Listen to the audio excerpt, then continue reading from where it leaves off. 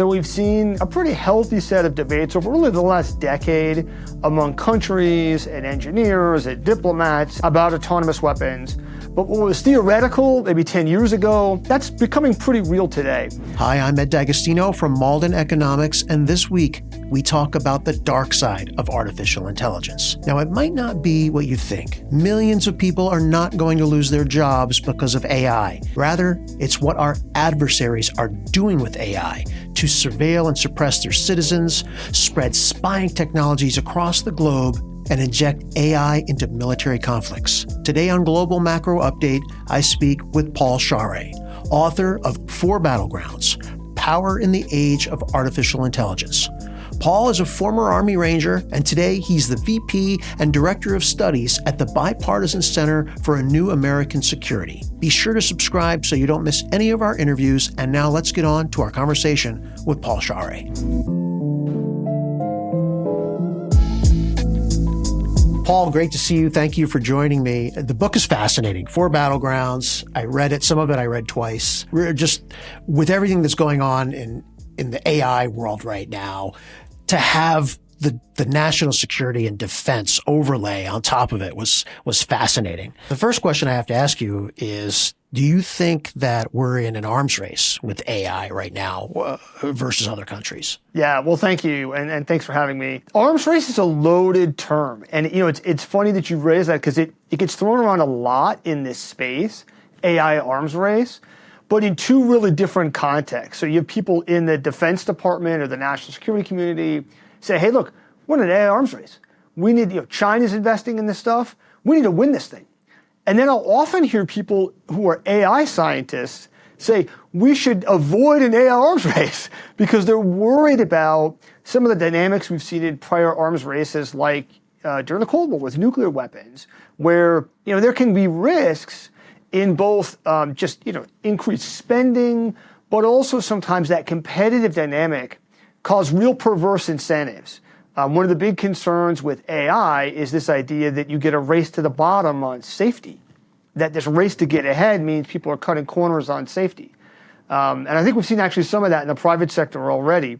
Now, I think to be take an academic point of view here, what's happening right now does not meet the academic definition of an arms race. If you were to ask a political scientist, defense spending levels above normal levels, right now, the U.S. Defense Department is spending about 1% of its budget on AI. That's not an arms race. That's not even really a priority. But I would say we're in a technology race, similar to maybe the space race, because really the technology is coming from the commercial sector, and there is a huge amount of investment on the commercial side. And this technology, of course, has really important geopolitical implications. Well, that was one of the interesting things I found in the book is you talk about how little relative to total budget the U.S. government is spending on AI versus China. So it's kind of flipped the government and the commercial sector. Are we behind China at this point, would you say, in AI? I'd say, there's a position of rough parity between the U.S. and China at kind of the macro level. When you dig a little bit deeper, the answer is it still depends on which kind of sector. So if you look at just frontier research, cutting edge research breakthroughs, the U.S. is way ahead. And a lot of the big breakthroughs, they're coming out of U.S. labs, like in Google or OpenAI. They're coming up with the big breakthroughs, but those proliferate very rapidly. A lot of the AI research breakthroughs, they're published online. There's tools available open source. In many cases, trained models that are released open source. Meta has released their a large language model open source. And that stuff all proliferates to China. China has access to that. And then they're incorporating it. So if you look at adoption, well, that's a little bit different. Because, when you start thinking about AI adoption, having the research breakthrough is one thing. How do you turn that into useful applications? And that's a place where, the Chinese AI ecosystem is very competitive, very cutthroat. China's commercial AI industry. In some areas like facial recognition, they're way ahead of the U.S. because they have widespread public surveillance in China in ways that we don't have here in the U.S. In other areas like language models, they're actually lagging behind because of concerns about censorship.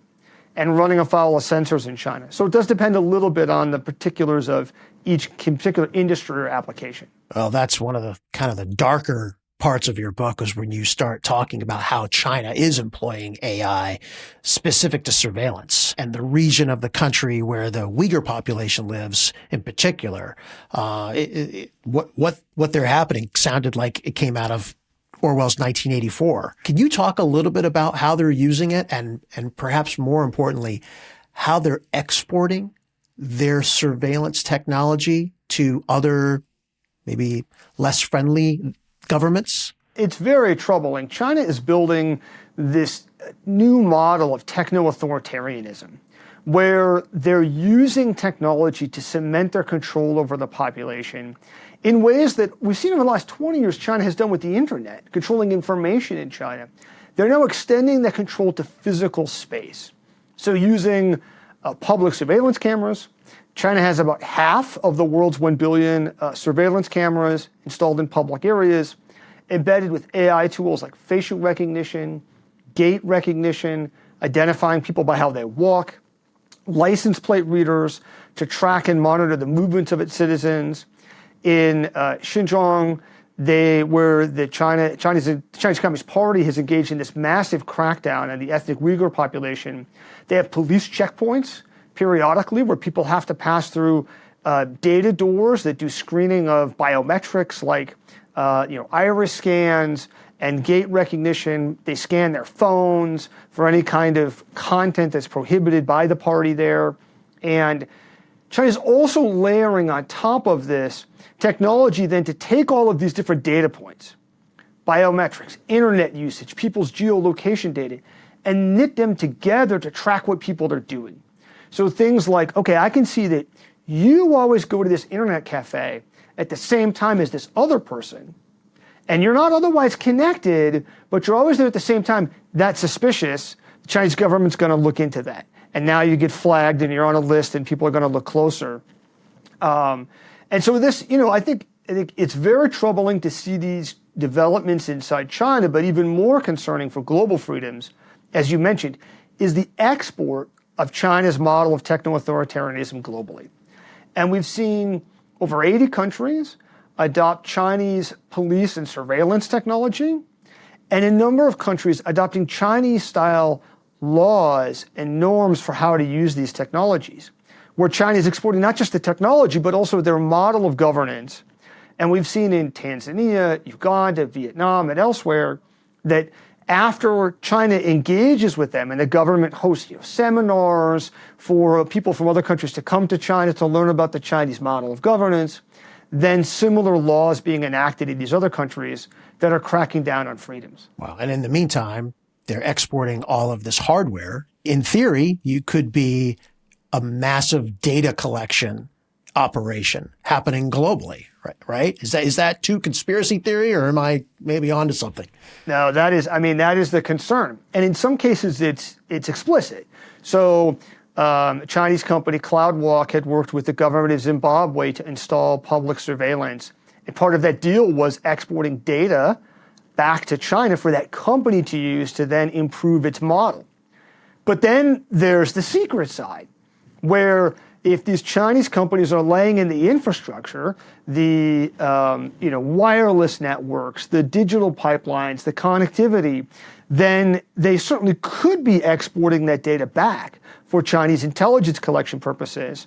And there was an incident several years ago with the African Union office where a Chinese vendor had developed it, and then bugs were found that were exporting this data out of the African Union offices. So that's very much a real concern with Chinese hardware being installed elsewhere, that it's really inroads for Chinese spying. I had a conversation with a former Rear Admiral from the Coast Guard last week, and he was telling me how one of his big concerns is the fact that a lot of Huawei's 5G and surveillance equipment lines the Panama Canal, where a lot of our shipping goes through, right? So this is really, really widespread. You really sent me down a rabbit hole with that part of the book. It's pretty shocking what's happening out there. It is, and it's not just authoritarian countries, it's other countries that are close allies and partners of the United States, with 5G wireless networks, for example, or even surveillance technology. We've seen some European countries adopting those. There's a lot of countries around the world that the U.S. military partners with and would depend upon in certain military contingencies. So concerns that, okay, maybe the port doesn't work because, some Chinese provider controls actually the ports, or they control the wireless network that the country uses. Those are, I think, some of the concerns. But some of those are also true here in America. There's, of course, been a lot of concern in Washington about TikTok.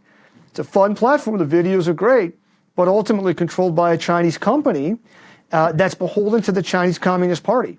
And I think that's a big concern when we think about the kind of information that Americans are absorbing. Couldn't agree with you more. I've awoken very much to the whole TikTok issue over the last several months, and it's kind of mind-boggling to me that we still allow it. That we allow a pretty much open adversary to control an algorithm that gets in front of 40 million Americans every day. It is absolutely staggering, and there's quite a bit of concern in Washington. I do think that some kind of government intervention to either ban TikTok or force a sale is warranted, because we're ultimately talking about a major information platform in the United States that's ultimately beholden to a competitor nation. The Chinese Communist Party does not have our best interests at heart. And look, ultimately, if we were talking about the Chinese Communist Party controlling, directly or indirectly, a major news outlet, a cable news network, for example, there'd be a lot of concern. And social media is equally important, as you pointed out, in terms of the number of people that are viewing content on this platform. Yeah, and here we are in an election year. So right. The stakes are high. So I don't want to go too far down that road, but let's talk about AI specifically in the military, because I think, when you talk about that subject, I think most Americans would think, okay, so we're going to be soon in a situation where there's going to be autonomous weapons making their own decisions, which is kind of a scary thought. How far are we down that road, and is that even a goal? It is for many countries and for many actors, and I think that we are getting pretty close.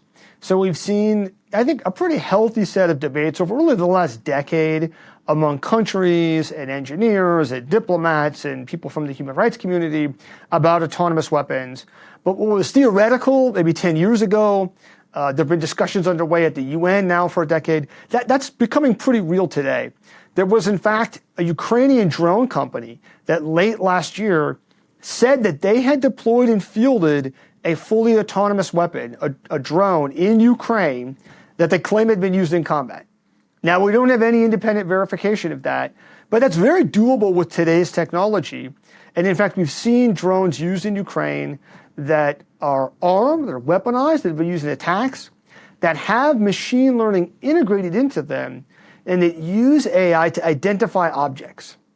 And that's obviously a really key task if you're talking about an autonomous weapon that could fly out over the battle space, identify enemy targets, and then attack them all on its own.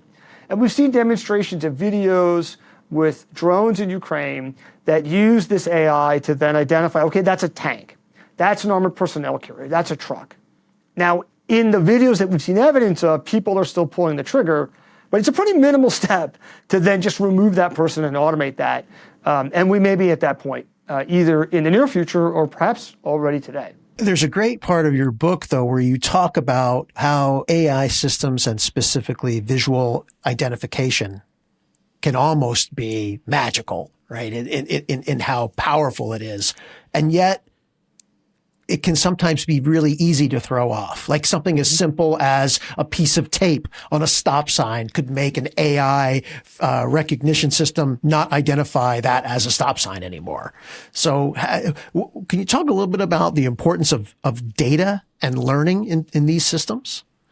Oh, absolutely. So these AI systems are very brittle, and they often, if sort of pushed outside the bounds of their design or their training data, they can fail pretty catastrophically. And one of the reasons is because of the data that they're trained upon. So an AI-based image classifier, something that's used to identify objects. Let's imagine, for example, that you trained this image classifier to be put on a drone in Ukraine, and it's used to identify Russian tanks.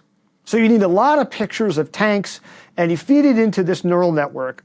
And if you have lots of images of tanks from different angles, it can learn to identify the difference between a tank and something else. And it can do that pretty reliably. But let's say that you have nowhere in your training data any images of tanks covered in snow. They look a little bit different. To a human, you could go, well, that's still a tank. I can tell that it's a tank, it's got snow on it. To an AI system, if that's not in its training data, it doesn't know. It doesn't know what to do. And so it would fail, and fail in a big way. It wouldn't just necessarily be less effective, and all of a sudden would not know what it's doing. There was an example that I include in the book when I was talking to some program managers at DARPA, the Defense Advanced Research Projects Agency, kind of what's been called by the Department of Mad Scientists for the Pentagon. And they were talking about this project that they did where they had an AI system. They took it out into a training area. It was learning to detect people walking around. And then they asked a group of Marines to defeat this AI. So they park it in an intersection, and they tell those Marines, your job is to get all the way to this robot and touch it without being detected. And all of them made it using different techniques. Some of them somersaulted for 300 meters till they got to this thing. One of them got under a cardboard box and just scooted along under the cardboard box. Another one grabbed a bunch of branches off a tree and covered himself in branches and then walked up to this thing. And a human would see through all of these little tricks, like there's a person in the box. But the AI system wasn't trained on that, wasn't in the data, and so it didn't know any better. And so that's a huge vulnerability for these AI systems. There's a couple of things that you said in the book that struck me. When you're approaching parity in terms of military competence or technology or strength, that what the Department of Defense should focus on is decision superiority. Like if you both have the same stuff, then it really comes down to how do you use it strategically? Mm-hmm. That ties into something else. You note that as weapons and defense technology become more evenly matched, how you use the hardware and the technology becomes more important than what you have on the field. So my question is, what's it going to take for the Department of Defense, who must know that China is rising in capabilities and technology? What does it take for them to understand that they need to elevate AI's importance in terms of budget and priority? I'll be honest, I wish I knew the answer to that. And it's a source of just immense frustration for, I think, everyone in Washington working on this issue. I was just testifying before Congress a few months ago on this topic about some of the DoD's efforts to try to move forward with, in this case, small autonomous vehicles, robotic vehicles. And the leadership in the department gets it. They want to move forward. But when you look at the execution, it's not there. And it's not any one thing, or they would have solved it by now. It's a whole series of things where, they don't have the budgetary authority. They don't have the contracts in place. They don't have what the Defense Department calls requirements, which basically, written documents saying, we have a need for this thing. And a lot of what it comes down to is the Pentagon really struggles to move quickly. We saw that during the wars in Iraq and Afghanistan, where when we needed things quickly for people in the field, whether it was new body armor or armored vehicles or drones, every single time the Secretary of Defense had to personally get involved and had to circumvent our traditional processes, which is, really indicative of a deeply broken system. But we never fixed that system. They just found end arounds it, and now they're trying to do the same today. And I'd say this is all particularly heightened when it's a new paradigm, which a lot of AI is like that. Sometimes it threatens people's jobs. It's true in the military, just like in other areas. But where you have sort of the market might have an effect out of the commercial space that doesn't exist in the military space. And so you do, I think, also get a factor of people saying, well, AI can't do this. Actually, maybe it can. People are reluctant to give up some of those tasks. I think one of the things that's so hard about AI across the board is just we don't really know how to think about it yet. I think Facebook came out in 2004 or so. So it's almost 20 years old. So 15 or 20 years of social media. And yet we haven't figured out how to regulate that. Right? Yes. Or how to deal with all the problems. So now we've got this new paradigm that is going to probably accelerate 10 times faster. Are we equipped to handle it?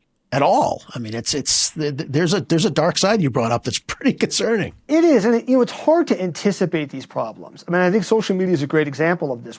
I remember the early days of social media, and personally, I felt very optimistic about the opportunity of the technology to make it easier for people to communicate, to lower the barriers to entry, to enable lots of people to have megaphones, things like this conversation that we're having now, to democratize a lot of that ability to communicate. And there is tremendous value in that.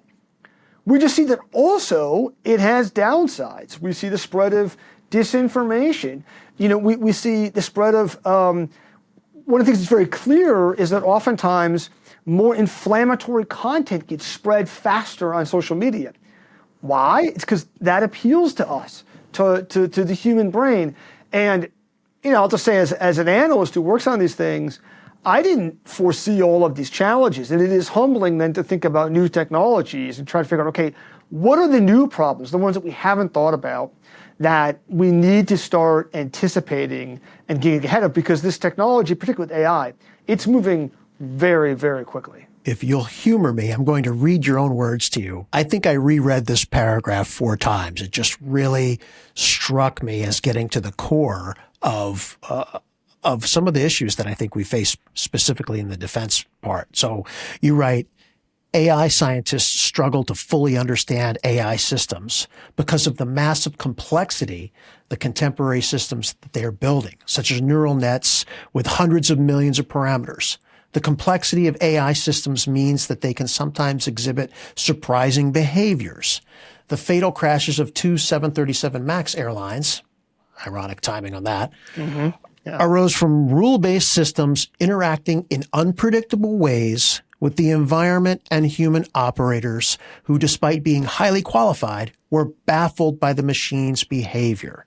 In machine learning systems, failures can arise at multiple stages of the learning process, including from flawed training data or a misspecified goal. I kept going back to that as I got farther in your book. I would go back and just think about what you're really saying there is that essentially scientists or in that race to the bottom, an adversary may think that they've got a perfect automated defense system, and they release it on the battlefield and they lose control over it.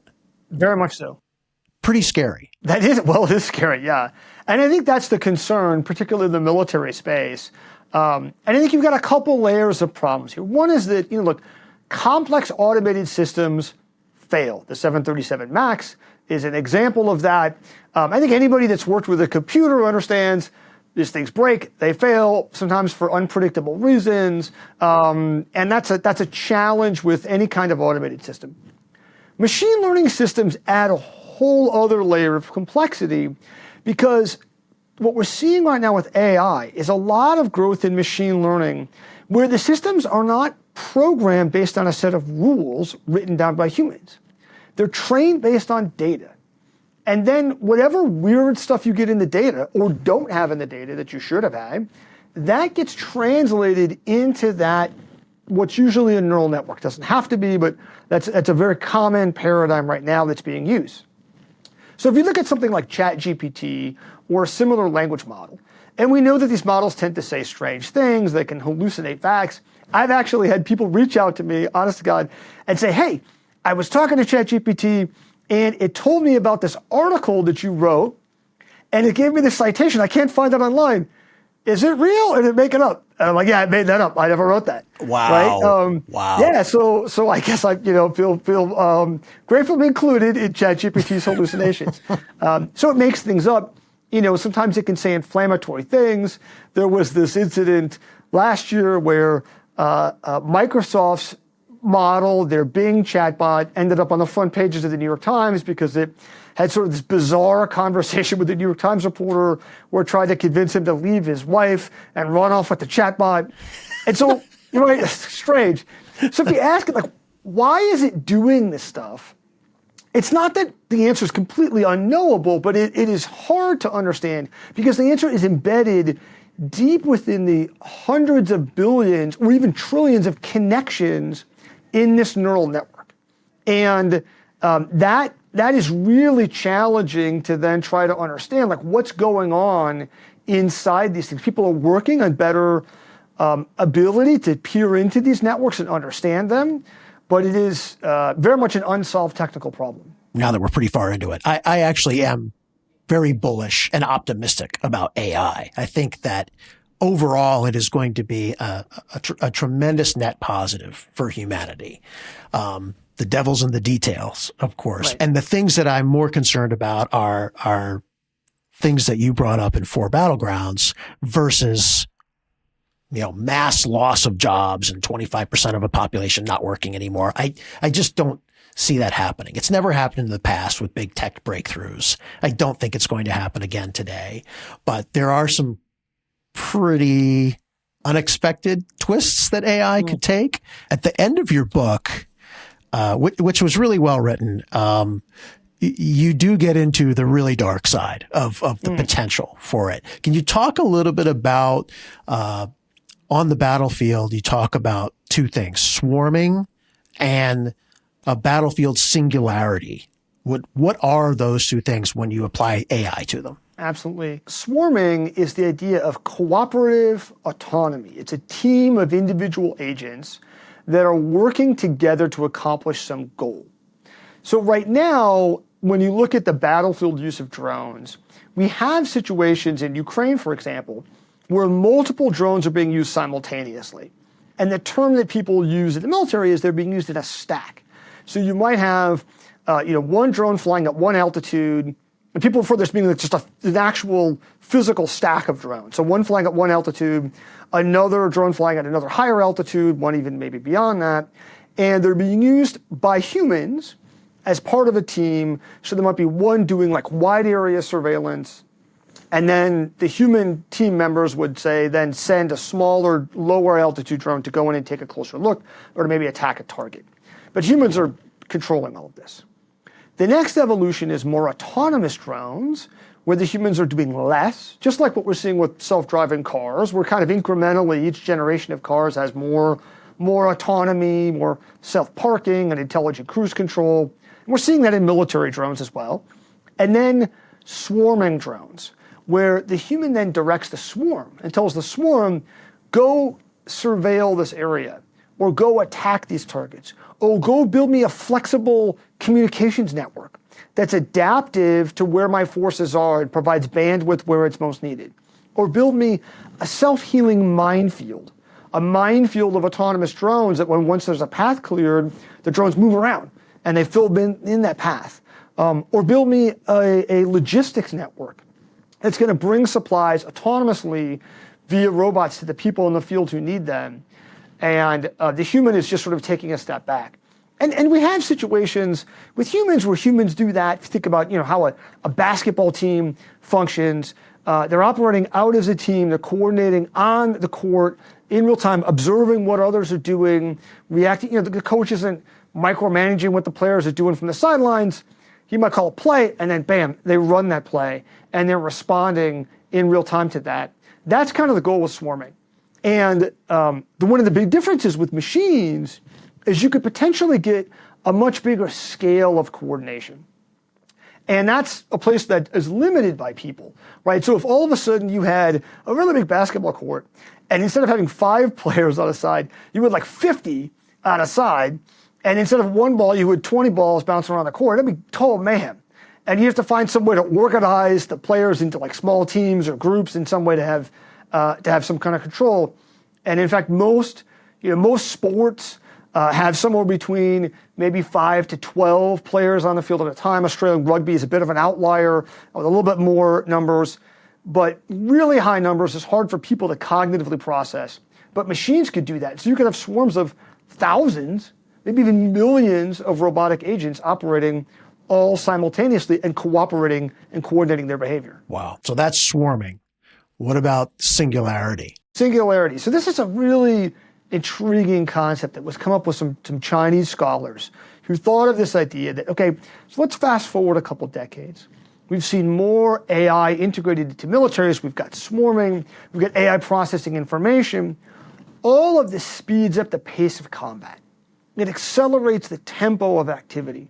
We've seen this in other areas with things like automated stock trading, for example, that there is, in stock trading, there's just some domain where it's happening too fast for humans to respond. And high frequency trading, for example. And so you get this whole new domain of stock trading that kind of emerges of machine to machine interaction. Well, this idea of a battlefield singularity was that something could happen similar to that in the battlefield, where there's a point in time where the pace of combat eclipses humans' ability to respond.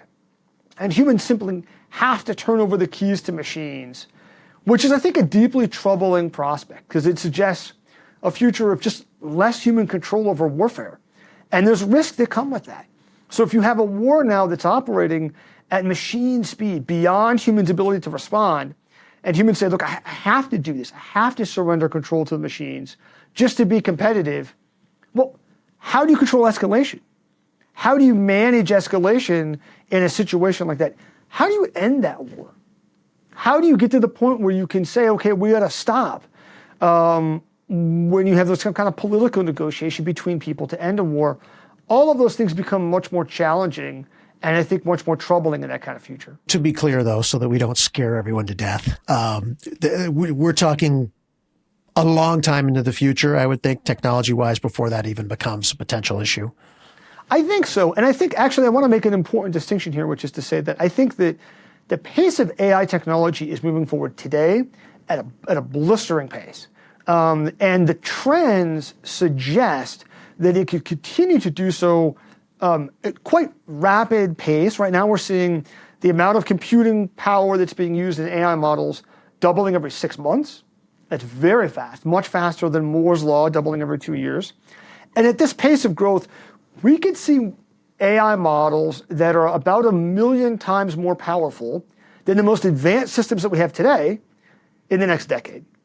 That's like really rapid growth. So where I think the time lag will come in the military space is actually not like the raw technology, which I think is going to get really good very quickly, probably faster than most people are anticipating, but that militaries will be somewhat delayed in adopting this. Because it's not coming out of the military side, it's coming out of the commercial sector. Militaries, as we talked about earlier, there's a lot of barriers to then adopting this. I think they'll actually be kind of relatively slow adopters, and that might delay the integration of AI into the military. Paul, I want to end by getting your thoughts on policy, specifically U.S. policy towards China. We have been trying to starve China from access to the most sophisticated chip manufacturing technology. Do you agree with that? Do you feel like we should be cutting access, or should we be collaborating with them more? What's your feeling on what produces the best outcome here? Well, the United States is clearly in a technology competition with China. Technology is a key enabler of military, economic, and political power. And so I do think that we want to use every tool at our disposal to stay ahead of China. Now, the trick is, China also has a very advanced economy. They have leading scientists and engineers. And so we are in this awkward position of running a three-legged race with China, where we're trying to stay ahead of them, but we also, actually, there's a lot of integration between the US and Chinese tech ecosystems. So I'm actually quite concerned with a lot of the impulse in Washington, which is, well, just cut it off. We don't want to work with China. I do think we want to work with China in situations where it benefits us more than it benefits them. Not because I think by working with them, that's going to change the behavior of the Chinese Communist Party. I think we've seen that's not true. And I think we need to be realistic about what the Chinese Communist Party's goals are and the character of that regime. But, to take just an example of AI, China produces more of the top AI scientists than any other country in the world. But they don't stay in China. They actually come to the United States. They come here for graduate study, and then the overwhelming majority of them stay here in the United States. Now, that's a huge gain for the United States, and we want that talent to continue flowing from China to the US. We don't want it going back. So I think it's just from a strategic, competitive standpoint, there are going to be places where we want to sustain engagement with China because we benefit. Maybe we want to keep them dependent on some US technology. Just like we're worried about dependency on TikTok or Chinese tech and our wireless networks, there might be places where it benefits us for China to be using U.S. technology, but we want to be thoughtful and strategic about those engagements when we think about how do we recalibrate that relationship. Paul, the book was fascinating. I really appreciate you spending some time with us today. Thank you. Thanks for having me on. I really enjoyed the discussion.